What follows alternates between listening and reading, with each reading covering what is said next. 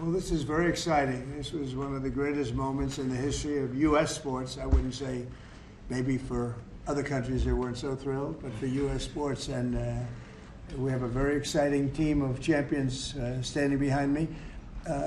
Mr. Attorney, could you read what we're doing right now and Yes, get it done? This is H.R. 452, the Miracle on Ice bill. The United States Congress has authorized 3 medals to be struck commemorating the historic victory of the United States men's hockey team in 1980 at the Lake Placid Olympics, where they obviously defeated the Russians or the Soviet Union, excuse me, in the famous Miracle on Ice hockey game.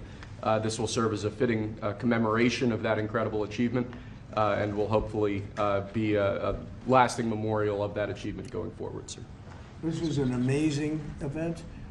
Pretty big, I mean, I don't know. There were some other upsets in the world. I haven't noticed them getting any of these, right? I think you're the only ones. That's great. We don't use auto pens here. It's a great achievement. Okay, wait a minute. There you go, Mike. Take that. Thank you, sir.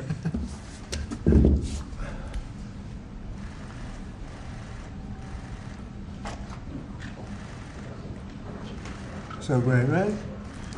Most of these people are too young to remember that. But the real sports fans know it. Thank you very much. It's a great honor to have the media too. We're delighted to be joined today by true legends of American sports history, the heroes for the entire nation, the 1980 U.S. Olympic ice hockey team. This was one of the biggest moments that I've ever seen in sports, and I like sports. These are the men who gave us one of the most storied athletic wins of all time. It's called the Miracle on Ice, and I guess that's what it was.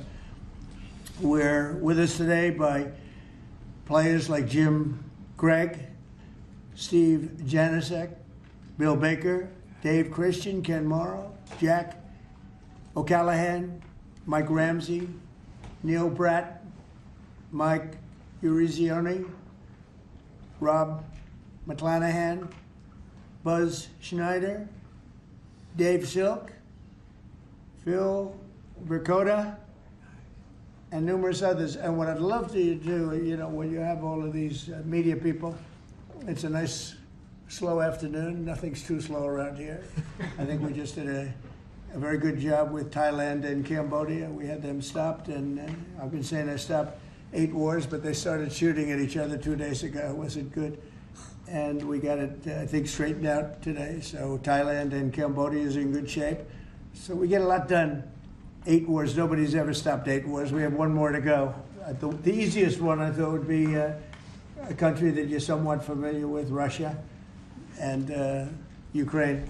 But a lot of progress is being made even there. Could I ask you to just say your name? And if you have anything to say, you could say that also. And then we'll get on with reading some of the stats. Yeah, my name is Ryan Suter. I'm here representing my dad, Bob, who passed away. It's a true honor for me to be a part of this, and I thank these guys for allowing me to be a part of their team. And thank you for having this and hosting us. Your father was some player, incredible player. Did you ever play ice hockey? I did, yeah. How good was he compared to his father? I'm not answering. Mr. President, Ryan just played 21 years in the NHL. He played 1,500 games in the NHL. So, pretty comparable, though, right? Better? You think better? Yes. You can say he can. His dad was tougher. I've heard he might be. Dad was tougher, you're right. Dad was tougher, but he's better. But you got good genetics. You had a great career. How long did you play? I played 21 years. Wow. Yeah. Well, you look pretty good for a guy who played 21 years. It's a nice business. Congratulations. Thank And you. great father. Thank you very Great father. Please. I'm Taria Lewis, and I'm here representing my dad, Mark Pavlich. I'm so honored to be here. I'm at a loss for words, to be honest. Like, I can't believe this is real. And I want to say to you, President Trump, I know so many people from Duluth, Minnesota that love you. And thank you for having us here. Thank you. So, yeah. And you had a great father, Thank you so much. a great player. So amazing. Thank you very much. Right? Very serious. Thank you very much. Thank you for being here. Please, go ahead. I'm Ken Morrow. An Yeah? honor to meet you, Mr. President. Yeah. What a great win for our country, and if people don't remember, that's where the USA chant started in Lake Placid. That's right. Yeah. I tried to take credit for that. You had to bring that up, didn't you? Well, that's the end of that. That's all right. Thank you very much. Hi, I'm Jim Craig, and it's an honor to be here. I'm so proud of all my teammates and what we were able to accomplish for our country. And when you get a chance to represent your country, whether it's in the military or a sport, and you can do something really special like our team did and then be recognized many years later. So, Mr. President, I want to thank you for your courage that you show the country every single day. Thank you. And for making our country safe again. Thank you. Yeah, we're doing that. I appreciate that very much. I didn't know you were on that team. Was Cash? Was Cash on the team? I was the trainer. Yeah, I was the trainer. Great. Thank you for being here. He's doing a great job, too. Thank you, Cash, very much. Buzz Schneider, Mr. President, thanks for having us here.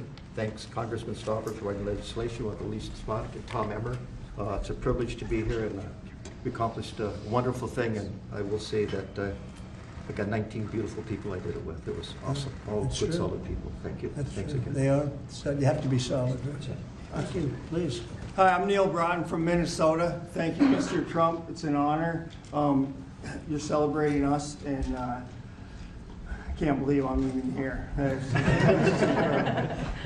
It's an amazing office. It's unbelievable. Everybody that comes here, they can. The biggest people in the world, they come into this place and they go, wow, it's the Oval Office, most important office anywhere in the world, not even close. Thank you very much. Mr. President, Michael Ruzioni, on behalf of the team, we have a replica hat that we wore at the opening ceremonies in Lake Placid. Thank you. We'd like you to have that. And more importantly, I don't think words can explain how proud we are for what you've done for our team. Thank you. Thank you very much. Let's see, what do I do with that strap? There you go. Now we can take a picture. You got to take a picture. You remember a certain governor in Massachusetts? When they put that helmet on, that was not good.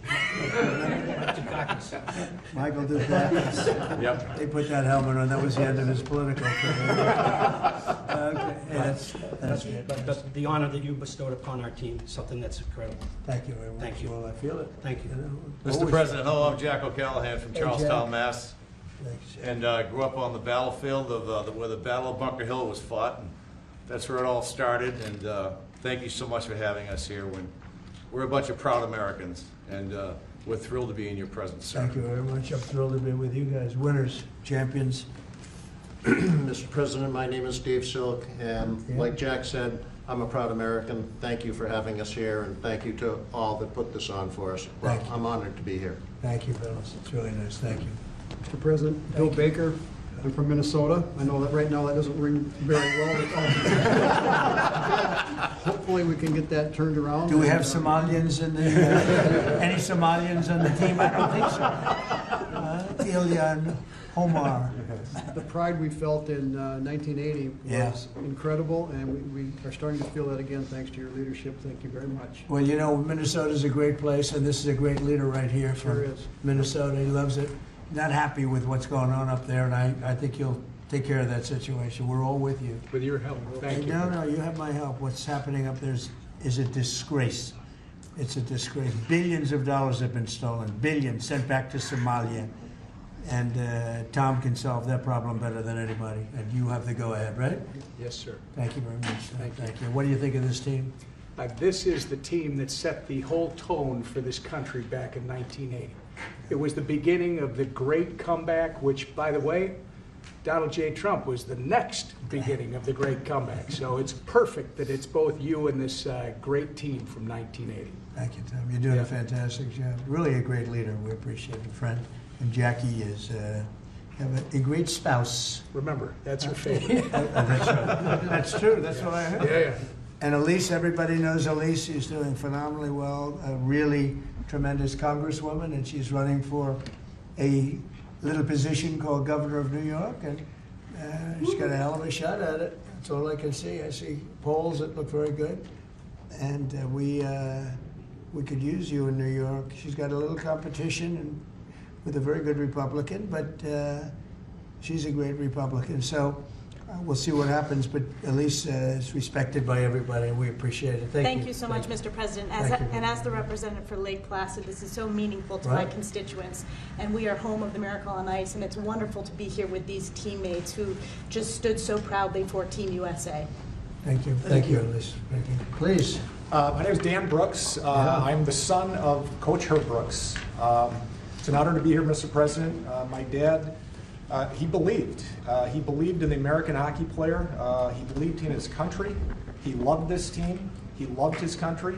I wish he was here, but it's an honor for me to represent him. So thank you for having me. Well, your father was a great guy. I knew him a little bit, and he was an amazing coach. What he did was just incredible. He was tough, but fair. He was tough?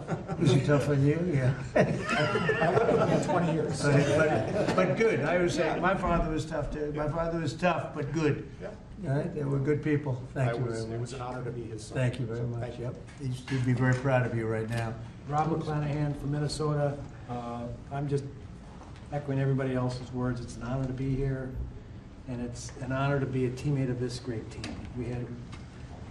It's all about we, and we're great teammates. Yeah. And That was really a perfect case of it. Yep. That team was a perfect case. Please. I'm honored to be here. I'm representing my brother Mark, who died in 2024. I know he's looking down with a big smile on his face.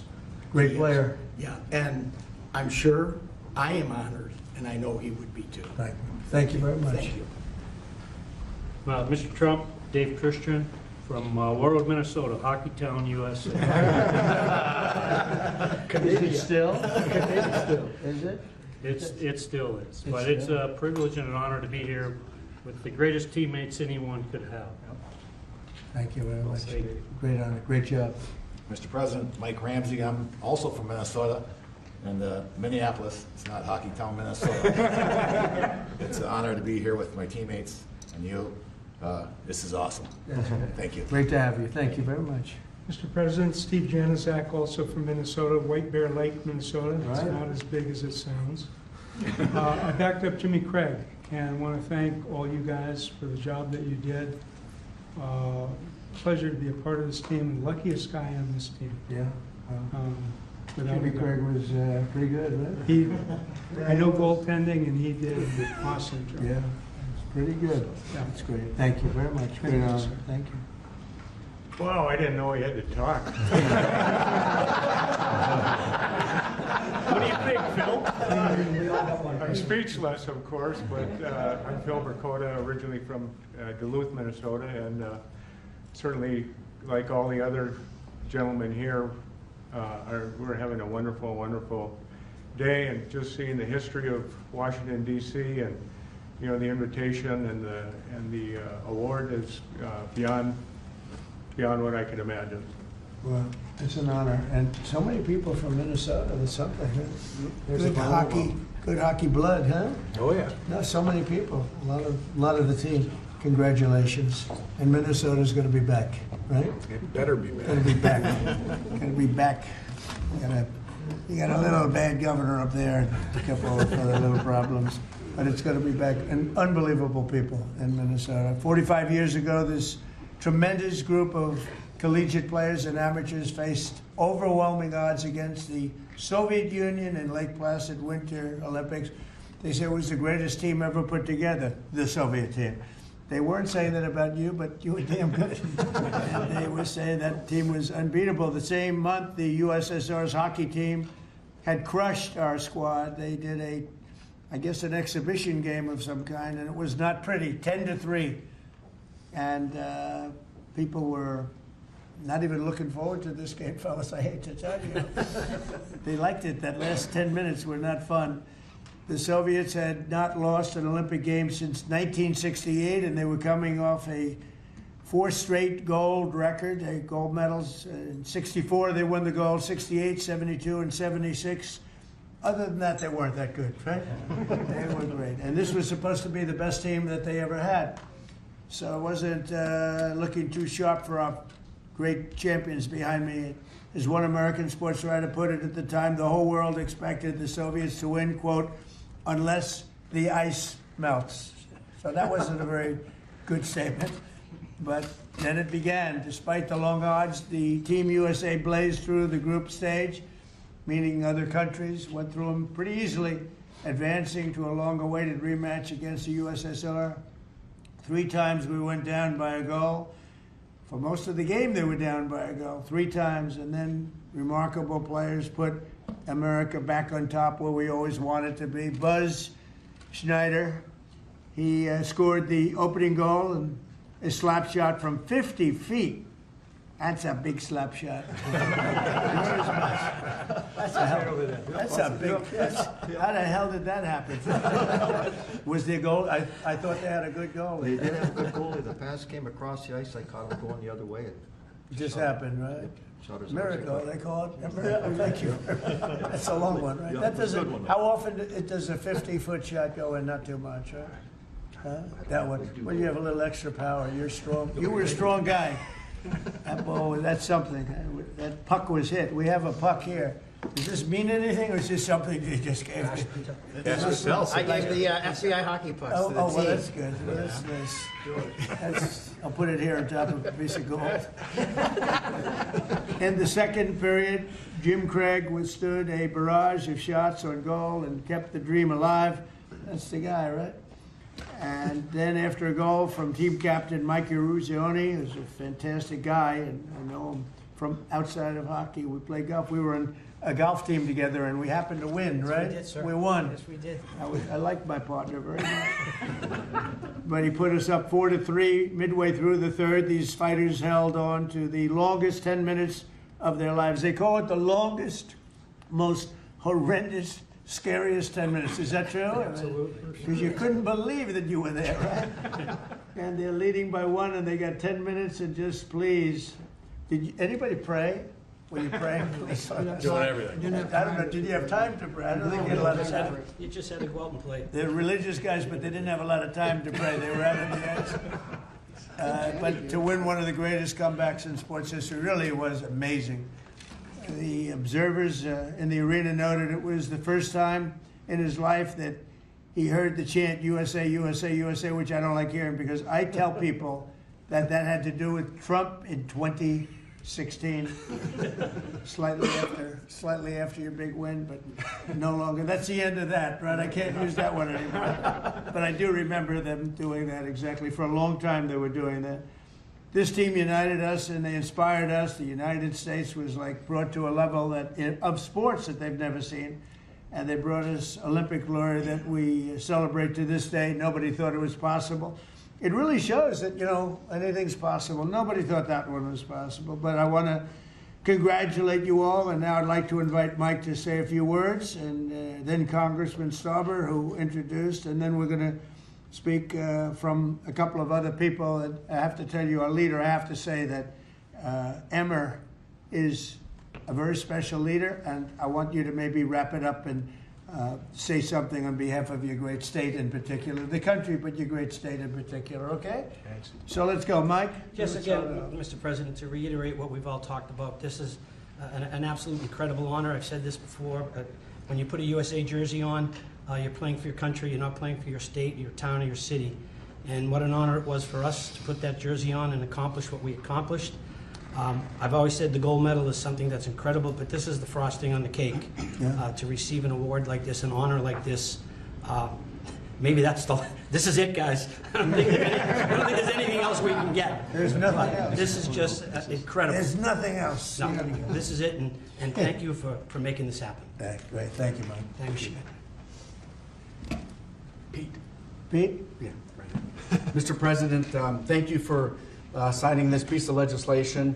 I first want to say on behalf of Congress, I want to thank Lee Stefanik and Tom Emmer for being co-sponsors of this piece of legislation.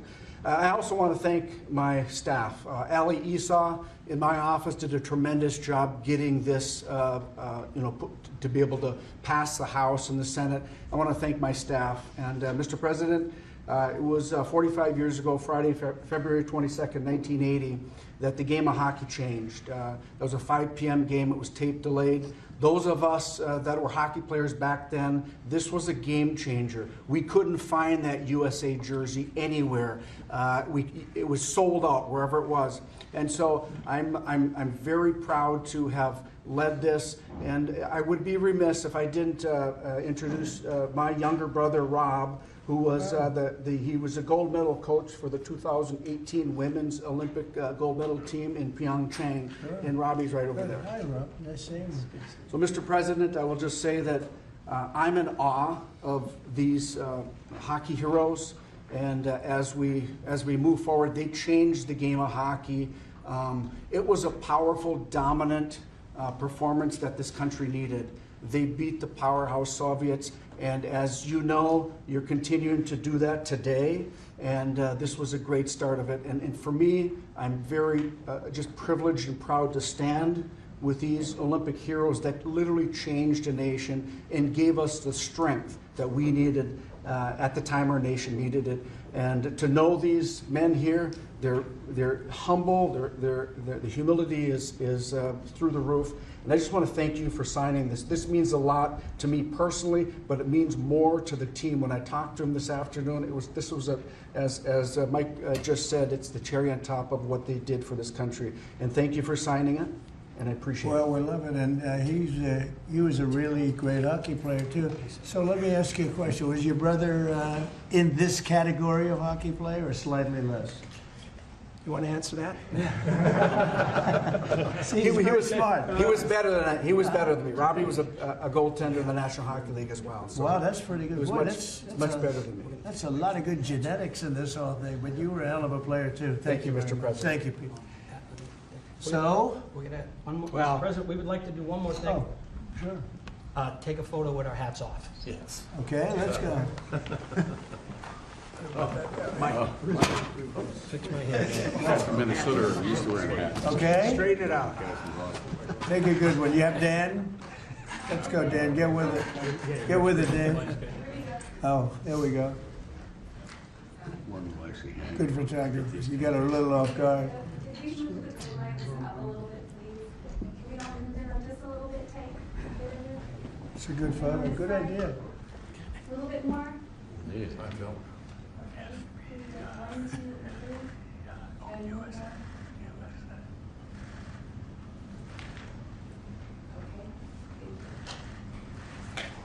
So we're going to finish up with Tom Emmer, and he's been just a fantastic congressman, leader, person from Minnesota. Loves that state. Boy, do you love that state, and they love you equally as much. Please. Thank you, Mr. President. First, I got to thank Pete Stauber as he's talking about humility. Pete Stauber actually was in the White House as a national championship captain of a national championship hockey team back in the 1980s. Not So bad. this runs in the blood in Minnesota. This runs in our blood in Minnesota, but it's not about Minnesota, even though I will point out most of the guys are from Minnesota, but that's not the point. It doesn't matter if it's Massachusetts, Minnesota, Michigan, Wisconsin, wherever players came from back then, they were all Americans. That's what mattered, and they were an inspiration. And you know what it means to my state? It shows us that no matter how bad it gets, there's always a way to succeed if you're willing to try. And I think Mike Eruzione said it earlier. If you think you're going to lose, you're probably not going to win. Right. If you think you're going to compete and you're going to give it everything you've got, these men who are standing here and their colleagues who are not here, God bless them, those who couldn't be here and those who have departed, they reached the ultimate peak. And when they did it, as Pete pointed out, they lifted an entire country out of the ditch and set us off to an amazing several decades that followed. And it's not much unlike the 47th President of the United States. So I think it's entirely appropriate that you're doing this for these men. You're really doing it for the country. And God bless you, because Minnesota, I think, is going to experience a comeback because of you. They're going to do it. Minnesota's going to come back. No, I'm so impressed that so many of these champions come from Minnesota. It's amazing. It's a great place. Thank you very much. We engineered it. Well, the best players are from Massachusetts. I think It starts again. Well, thank you very much. Any questions for the? Let's go to the players first, if you could. Thank you, Mr. President. First of all, it's a great honor to be in the room with all of you. I remember this game, and it had a huge impact on me. You're heroes of mine, and it's really an honor to be in this room. Mike Eruzione, I have to ask you a question. What did it mean? I realize it was the semifinal game, but what did it mean to you at the time to beat the Soviets, to beat the Soviet Union? Well, at the time, it gave us an opportunity to play for a gold medal. You know, people always talk about the Soviet game, and I know how important the Soviet game was from a political standpoint. We didn't know it at the time, we knew it after. But if we don't beat Finland, we're not having this conversation today. We're not here. As great as the Soviet victory was, and it was an incredible victory, but if we lose to Finland, it would have been, God, if you only could have beat Finland. What was the score? 4-2. We were losing 2-1 going into the third period. That would have been a downer. So can you imagine? We're not having this conversation. That would not have You are not inviting us to the White House. We are not receiving this honor if we don't beat Finland. So I think it speaks volumes of the team and the team that I played on to come back after such a great victory. We were ready to play Finland on Sunday. And I think, again, that's a tribute to the team and the type of players that we had. So years later, 45 years later, we realize how important that victory was against the Soviets. But I think a lot of us take great pride in knowing that we closed the deal by beating Finland. If you didn't win that final game, we're not here. Nobody would. We wouldn't have played. You wouldn't be here. I would not have invited you. I would have said, "You got to be kidding." Yeah, what happened to Finland? Mike could be driving Uber. It's very funny. A little twist of that. But you did win. What's the lesson for Ukraine from this win from 45 years ago when you defeated Russian team against all odds?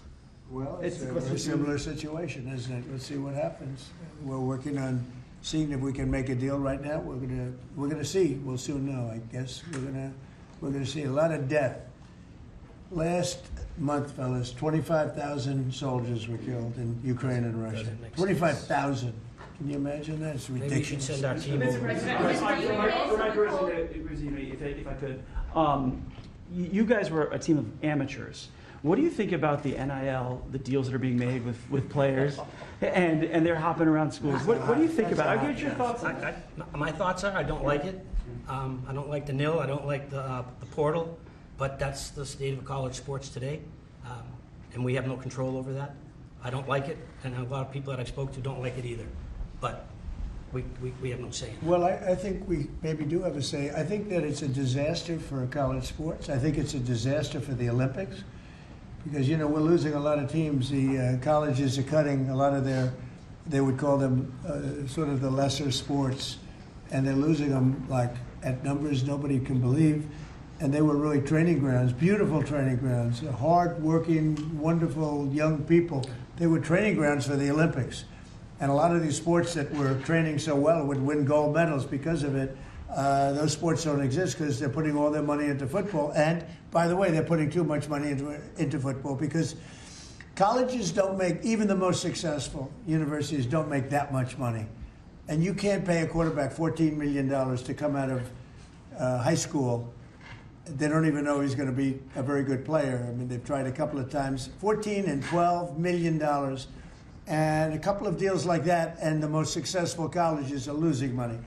And I think the NIL is a disaster for sports. It's horrible for the Olympics. And I think it's actually horrible for the players. And you're losing all of these great sports. They're not college football. Even basketball is being affected. Basketball second. But even basketball is being affected. They're putting all of their money in, and I know something about it. They will not be able to stop. You're going to have a college president. I'm telling you, sir, we give a guard $7 million, we're going to win the national championship, and they'll give them $7 and they won't win it. And even if they do win it, colleges cannot afford to be paying the kind of salaries that you're hearing about. And frankly, if you didn't have a very strong salary cap in sports, and even then, in professional sports, they'd all be out of business, everyone. You're gonna have these colleges wipe themselves out. And something ought to be done, and I'm willing to put the federal government behind it. But if it's not done fast, you're gonna wipe out colleges. They're gonna get wiped out, including ones that do well in football. They can't pay $12 million, $14 million, $10 million, $6 million for players. They won't be able to stop.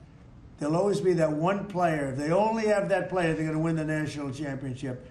And they'll have 100 colleges thinking the same thing. Colleges cannot afford to play this game. And it's a very bad thing that's happening. You talked about the Soviet Union, and I also want to ask about another country that you're targeting, which of course is Venezuela. Do you intend on seizing more oil assets from Venezuela and other takers? I wouldn't tell you that. I mean, it wouldn't be very smart for me to tell you that. You know, we're supposed to be a little bit secretive. You're a very big-time reporter, and I don't think I want to tell a big-time reporter or a small-time reporter that. But we are knocking out drugs at levels that nobody's ever seen before. We knocked out 96% of the drugs coming in by water, and nobody can figure out who the 4%. I wouldn't want to be the 4% either, but 96% of the drugs coming in by water. Every one of those boats you see get shot down, you just saved 25,000 American lives. But we knocked out 96% of the drugs coming in by water. And now we're starting by land, and by land is a lot easier. And that's going to start happening. And we're not going to have people destroying our youth, destroying our families. Forget about youth, everybody. You ever see a family with the fentanyl or cocaine? Colombia has at least 3 cocaine factories. That's a different country. We're not happy about it, but we're stopping it. And we've stopped it now on water. You don't even find boats on water. You don't even see fishing boats on water.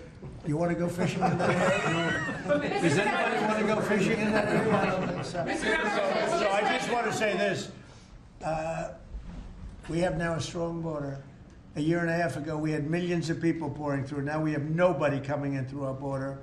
And we have a strong country. We have a country that's respected, and we're going to keep it that way. And we're not going to let people kill 300,000 people a year with drugs. One more follow-up question, Mr. President. The fraud that you've been pointing out, talking about in Minnesota specifically, there have been some reports resurfacing and circulating, even by your own administration, alleging Ilhan Omar's marriage to her brother. And this would be a fraudulent situation if there, in fact, is found to be fraud in a situation like that. Would you like to see her denaturalized, or others who have similarly committed fraud? Well, I think she's very bad for our country. All she does is complain, complain, complain. She comes out of a country where they have no government, they have no military, they have no police, they got no nothing. They don't have a country, and they run around killing each other. And then she comes over here. She tells the United States of America how it should be run. We don't want to hear from her. I don't want to hear from her. I don't want to speak for Emmer, but I don't think Emmer particularly wants to hear. But don't say it, because I don't want to get you in trouble, okay? Just be nice and easy, all right? I'll do it for you, but that part I'll do. But I just want to say that there's nothing worse than a person that comes in and does nothing but bitch and comes from a place where she shouldn't be telling us what to do. She shouldn't be telling us, and everybody agrees with me. And what's happening in Minnesota with Somalia, where billions of dollars is being stolen, right, like candy from a baby, we're not going to let that go on. And it's too great a state to have that happening. And guys like Tom Emmer and others, Pete Stauber, guys like them, they're going to stop it. And they're going to be given the authority to stop it. Because this country's not going to put up with it anymore. You talked about land strikes happening soon. Is there anything at this point that can prevent that? And is the objective, if you make that decision, well, I don't want to say that, but it's not only land strikes on Venezuela. It's land strikes on horrible people that are bringing in drugs and killing our people. You know, if we were in a war and we lost 300,000 people in a year, because that's what the real number is. It's not 100. You know, you keep hearing 100. And it's a lot worse than that, because the families are devastated when they lose their child. If we were in a war and we lost 200,000 or 300,000, but I think it's more than 300,000, and that's a war that's like a war that would be unparalleled. Nobody's ever seen anything like that, and that's what's happening. So it doesn't necessarily have to be in Venezuela. It's people that are bringing in drugs to our country are targets. Mr. President, at the end of this year, those extended Obamacare subsidies expire. What's your message to those 24 million Americans who will see their insurance premiums go up? Don't make it sound so bad, because, you know, obviously you're a sycophant for Democrats, you're obviously a provider of bad news for Republicans. Let me just say something. The Republicans, I think I can speak for Tom and most other people. I think what most Republicans want to see is what I want to see. And I leave it to them, and hopefully they're going to put great legislation on this desk right here. We want to see all of the money that's been squandered and given to insurance companies, because Obamacare is horrible health insurance. It's far too expensive, and it always has been. But what it really is a way of making insurance companies rich. We want the money not to be paid at all to insurance companies. You know, insurance companies have gone up 1,700% over a short, meaning the stock, 1,700% over a short period of time. And they've taken in hundreds of billions and even trillions of dollars. And we want the money to go to the people. They'll go in the form of a insurance account, healthcare account, or any other form that we can create. We have a lot of different forms. We want to give the money to the people and let the people buy their own great healthcare. And they'll save a lot of money, and it'll be great. Now, the problem we have is that the Republicans are not at all controlled by the insurance companies. But you know who is? The Democrats. The Democrats have received hundreds of millions of dollars. They're totally controlled by the insurance companies. So we might not get too many of their votes. But I actually think we'd get some Democrat votes. So I don't know how you feel about it, Tom, but everybody wants to see this happen. Everybody. I put it out, and all of a sudden, we've taken over in a positive way. The Republicans have taken over health care in a positive way. I want to see the billions of dollars go to the people, not to the insurance companies. And I want to see the people go out and buy themselves great health care. Much better health care at very little cost. That's what I want. And it's so simple.